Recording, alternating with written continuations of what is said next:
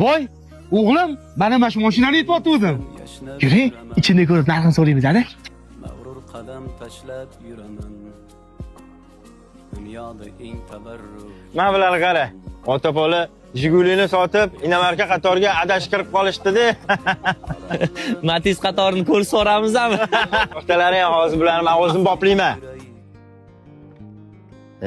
Kelinglar, kelinglar. Ko'ringlar mashinani. Mashina bizga yoqdi. Narxi nech pul ekan buni? Pulinglar naqd bo'lsa, sizga 25 ming.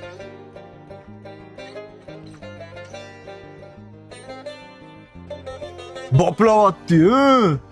Qo'ymaydi o'zi bu. Bu mashinangizni yangisini narxi salonda 42 ming-ku, uni ustiga besparabek deb yozib qo'yibsizlar. Yili ham yangi ekan. Nimaga bizga bu mashinaning narxini 25 ming deyapsiz, ekan? Erki, labzi bilan erki. 25 ming ishtirsani hozir nomingizga aformat qilib beraman. Ishqilib hozir notariusga borsiz, labzingizdan qaytib qolmaysizmi, ukam? Mashina pulishli bitta gapiradi. Ketdimi notariusga? O'g'lim, zaklatni ber. Ukam, siz bilan mana shu mashina 25 mingga baraka.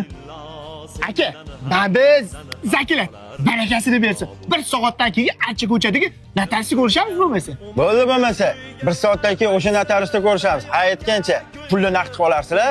Prosta mashina qarzga sotmaymiz-da. Bo'ldi aka, naqd qilib olamiz. Bo'lmasa 1 soatdan keyin ko'rishamiz. Mayli. Xudo xolisa yaxshi mashina oldi va-da. Yaxshi bo'ladi, xudo xolisa. Vazam haydaysiz. Endi chatoq bo'ldi bu yo'g'on. Hali notariusda nima gap, nima so'z. Bularning ahvolini notariusga borganda ko'ramiz. Yo'llaring ketdi.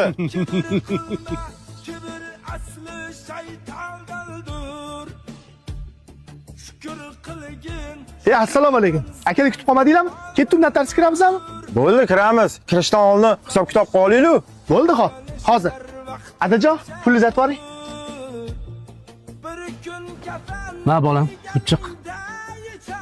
Mana aka, kelishilgan pul. Notariusga kiramizmi?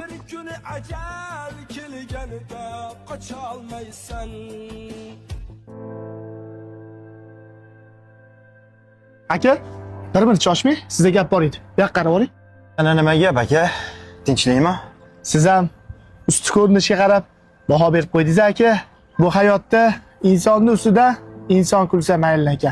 Lekin insonning ustida taqdir kulmasin aka. Bugungi bo'lgan ish sizga saboq bo'lsa aka, bergan pulimizga rozimiz. Siz ham mashinangizga rozi bo'ling. Aytgancha faqir kishi qanada yaxshilikni ko'rishinglar. Sog' bo'ling aka.